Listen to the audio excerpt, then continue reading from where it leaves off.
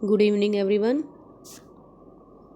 कल की वीडियो में बेटा हमने डिस्कस किया था कि किस तरह से जो इंग्लिश ईस्ट इंडिया कंपनी थी उसने अपने सभी फॉरेन राइवल्स को, मतलब जो अनदर ट्रेडिंग कंपनीज थी, फ्रेंच हो गई, पोर्टुगीज़ हो गई, डच हो गई, इन सभी कंपनीज, ट्रेडिंग कंपनीज को धीरे धीरे एलिमिनेट कर दिया था।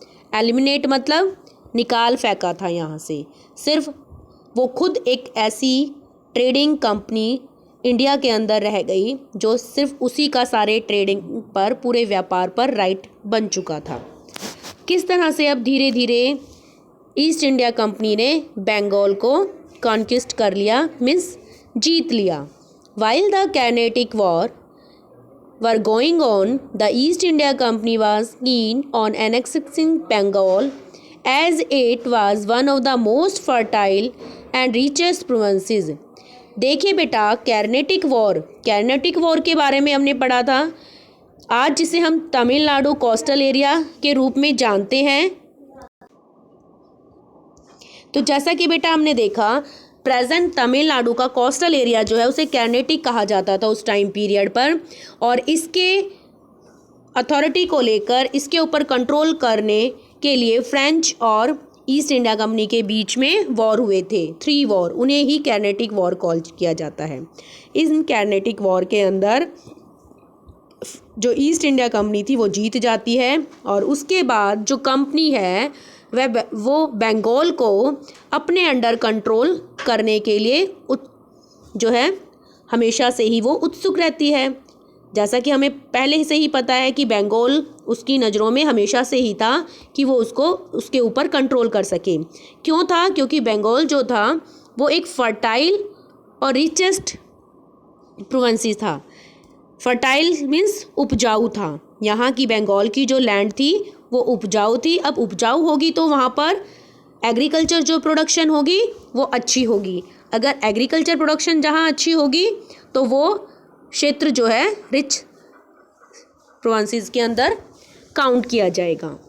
इन 1717 में फर्रुख सियार जो कि मुग़ल एम्पायर थे, वो मुग़ल एम्पायर फर्रुख सियार से 1717 में जो ये ईस्ट इंडिया कंपनी थी, कस्टम ड्यूटी पे किए बिना अपनी गुड्स को एक्सपोर्ट और इंपोर्ट कर सकती थी। ये राइट जो है वो मुग़ल एम्पायर फर्रुख सियार से ले लेती है।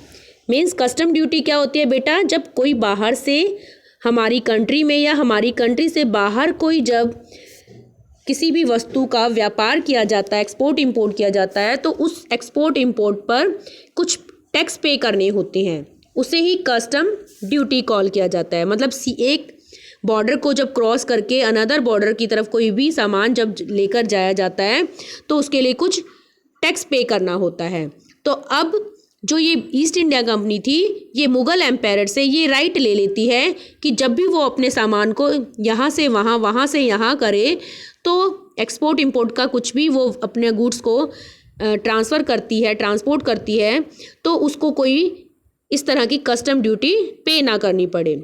However some officials of the company were also engage in private trade. हालांकि कुछ कंपनी के ऑफिसर्स जो थे वो भी प्राइवेटली अपना व्यापार यहाँ कर रहे थे, वो भी इस फैसिलिटी को यूज़ कर लेते हैं, जिसकी वजह से ये जो ऑफिसर्स थे, प्राइवेट ऑफिसर्स कंपनी की तरफ से, ये भी अपनी तरफ से व्यापार कर रहे थे, और they stop paying duty on their private trade too. वो अपने प्राइवेट ट्रेड के लिए भी जो है इस तरह की कस्टम ड्यूटी को पे नहीं करते हैं, मतलब ये कोई टैक्स पे नहीं करते हैं। दिस रिजल्टेड, इसका रिजल्ट क्या हुआ बच्चे, कि जो बंगाल था उसका जो रेवेन्यू था बहुत बड़ी, एनॉर्म्स मतलब होता है लार्ज स्केल पर, तो बंगाल का जो रेवेन्यू था उसके अंदर उसे बहुत बड़ा लॉस हुआ। At this time Bengal was ruled by, और इस टाइम पीरियड पर बंगाल में जो रूल कर रहे थे वो वहाँ पर मुर्शिद कुली खान और शुजाउद्दीन एंड अलीवर्दी खान, ये सभी रूलर वहाँ रूल कर रहे थे। They try to keep the officials of the company in check. इन्होंने बड़ी कोशिश की कि कंपनी के जो ऑफिसर्स हैं वो इस चीज़ को चेक करें। When Sirajuddaula became the nawab of Bengal 1756, जब 1756 में सिराजुद्दौला वहाँ के नवाब बने तो इन्होंने drove the English out of Calcutta, तो इन्होंने कैलकाटा में in English east India company के ऑफिसर्स को आगे बढ़ने से रोक दिया और अपनी फोर्टिफिकेशन, अपना जो ये किले बंदी का या फोर्ट कंस्ट्रक्शन का जो वर्क करना चाहते थे उसे रोक दिया गया और ऑर्डर दे दिया गया कि जो भी ट्रेडिंग के राइट का, वो व्यापार करने से रिलेटेड जो अधिकार इन्हें मिला हुआ है उसका जो ये मिसयूज़ कर रहे हैं कि बिना टैक्स पे किए यहाँ पर व्यापार कर रहे हैं, इस चीज़ को भी बंद कर दिया गया सिराजुद्दौला के थ्रू। ठीक है, अब ये बात सुनकर जो ब्रिटिश ऑफिसर्स थे उन्हें तो चिंतित होना ही था। ठीक है, एट दिस डेवलपमेंट, इस डेवलपमेंट पर इन्होंने डिसाइड किया, ब्रिटिश ऑफिसर्स ने, to depose Sirajuddaula and install a puppet nawab in his place, कि सिराजुद्दौला जो है उसे हटाकर एक ऐसे नवाब को यहाँ अपॉइंट कर दिया जाए जो उनका पपेट हो, मतलब उनके कहने के अनुसार चले, उनके ऊपर कोई अपनी मनमानी ना करे, ऐसा पपेट नवाब वो चाहते थे। अंडर रॉबर्ट क्लाइव लीडरशिप, और इस टाइम पीरियड पर रॉबर्ट क्लाइव जो है ब्रिटिश लीडर थे यहाँ, तो उनकी लीडरशिप के अंदर कंपनी ट्राई करती है दोबारा से बंगाल में अपनी वही पोजीशन गेन करने की। This led to the famed battle of Plassey, इसी घटना की वजह से बैटल ऑफ प्लासी युद्ध हुआ। बैटल ऑफ प्लासी 1757 में हुआ। रॉबर्ट क्लाइव जो है बहुत ही क्लेवर माइंड पर्सन था। उसने जीतने के लिए क्या करता है, वो सिराजुद्दौला जो था उसके चीफ कमांडर, आर्मी का जो चीफ कमांडर था मीर जाफ़र, उसको ब्राइब दे देता है, उसको रिश्वत दे देता है, उसको लालच दे देता है कि अगर वो इनकी ब्रिटिश की हेल्प करेगा तो उसे सिराजुद्दौला के प्लेस पर वहाँ का नवाब बना दिया जाएगा। और इसीलिए 23 जून 1757 को सिराजुद्दौला की आर्मी और इंग्लिश ईस्ट इंडिया कंपनी की आर्मी प्लासी प्लेस पर मिलती हैं। Mir Jafar and his loyal soldier in the Nawab army, Mir Jafar और उसके जो भी लॉयल सोल्जर्स थे मीर जाफ़र के, वो नवाब की आर्मी को बैटल में सपोर्ट नहीं करते हैं। ठीक है, सिराजुद्दौला की तरफ से वो ब्रिटिश के अगेंस्ट नहीं लड़ते हैं, जिसका रिजल्ट क्या निकलता है, सिराजुद्दौला जो है हार जाता है। Sirajuddaulah was defeated and imprison, और क्या किया जाता है इस बैटल में, बैटल ऑफ प्लासी जो था, इस बैटल में सिराजुद्दौला की हार हो जाती है क्योंकि उसका जो कमांडर था, आर्मी का चीफ कमांडर था, वो उसको चीट कर देता है सिराजुद्दौला का। यही मेन रीज़न था सिराजुद्दौला के हारने का। अब सिराजुद्दौला हार गया तो उसको जेल में डाल दिया गया। जेल में डालने के बाद उसको कुछ टाइम बाद मार दिया गया।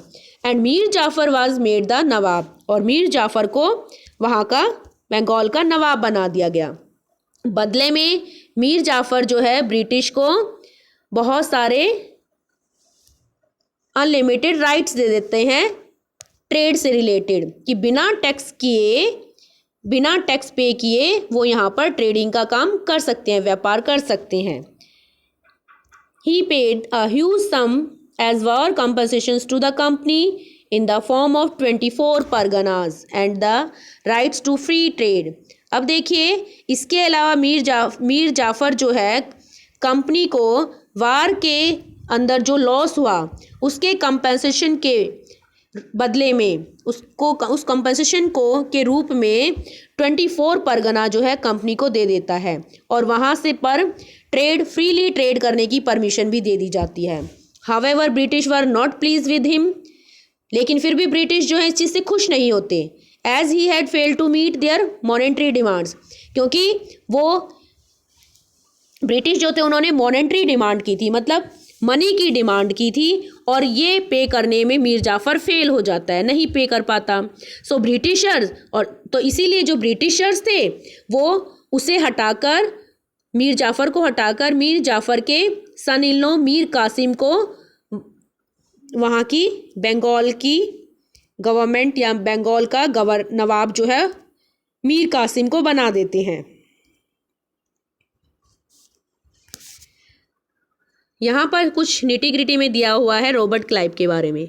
The real founder of great Britain's empire, मतलब ब्रिटेन के एक बड़े से एम्पायर को फाउंड करने में सबसे जो रियल हीरो माना जाता है वो रॉबर्ट क्लाइव माना जाता है। इंडिया के अंदर ब्रिटेन के एम्पायर को खड़ा करने वाला सबसे ग्रेट जो फाउंडर या हीरो माना जाता है वो रॉबर्ट क्लाइव माना जाता है। रॉबर्ट क्लाइव जो है एक आउटस्टैंडिंग सोल्जर भी था, ठीक है, एक बहुत बढ़िया सोल्जर भी था, साथ में बहुत ही फाइन एडमिनिस्ट्रेटर भी था। मतलब किस तरह से सारा एडमिनिस्ट्रेशन से रिलेटेड गवर्नमेंट की तरफ से जो कार्यभार किया जाता है वो कैसे अच्छे से रन करना है, इस सब की भी नॉलेज उसको बहुत अच्छी थी। He started his remarkable career as a writer, और इनका जो करियर राइटिंग रिटर्न वर्क में देखें एज ए राइटर के रूप में या क्लर्क के रूप में, ठीक है, तो ये भी बहुत ही अच्छा क्वालिटी का था ब्रिटिश ईस्ट इंडिया कंपनी की तरफ से। नेक्स्ट आता है बैटल ऑफ बक्सर। बंगाल के बाद प्लासी के युद्ध में जीत मिलने के बाद कंपनी जो है ईस्ट इंडिया कंपनी बंगाल पर अपना पूरा कंट्रोल कर लेती है। उसके बाद आती है बैटल ऑफ बक्सर की। द ब्रिटिश, ये बैटल जो है 1764 में हुआ।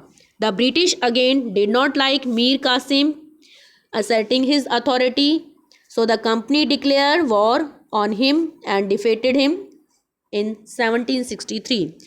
ब्रिटिश जो है दोबारा से मीर कासिम को अथॉरिटी देने के फेवर में नहीं थे, सो द कंपनी ये डिक्लेयर कर देती है कि वो उसके अगेंस्ट वॉर करेगी, और वॉर जब वो उसके साथ करती है तो 1763 में उसको वो हरा देती है। मीर जाफ़र को दोबारा से बंगाल का नवाब बना दिया जाता है। During that time Shujauddaula was the, इस टाइम पीरियड पर अवध के जो नवाब थे वो शुजाउद्दौला थे। ही हैड सक्सीडेड सफदरजंग, इनके बाद सफदरजंग वहाँ के उत्तराधिकारी बने। Mir Kasim took refuge in him at that time. तो जैसा कि हम देखते हैं कि शुजाउद्दौला के बाद अवध का जो नवाब है वो सफदरजंग बनता है, और मीर कासिम जो है टुक रिफ्यूज़ इन हिम, तो मीर कासिम उस टाइम पीरियड पर इनकी शरण में चले जाते हैं। इनके अलावा वहाँ पर एक और रिफ्यूज़ी, मतलब एक और शरणार्थी, अवध के नवाब के पास एक और शरणार्थी आता है उनके आश्रय में, Mughal empire Shah Alam second. Okay, तो एक तो मीर कासिम, एक मुग़ल एम्पायर शाह आलम सेकंड, और इसके अलावा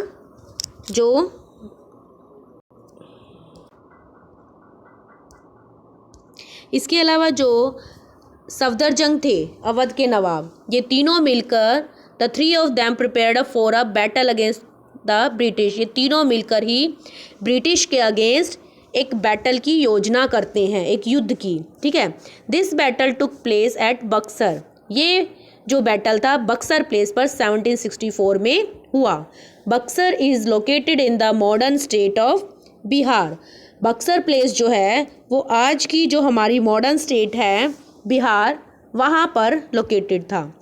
it was one of the most decisive battle in Indian history. ये जो बेटा बैटल था ये हमारी इंडियन हिस्ट्री के अंदर बहुत ही पॉपुलर एक बैटल रहा है।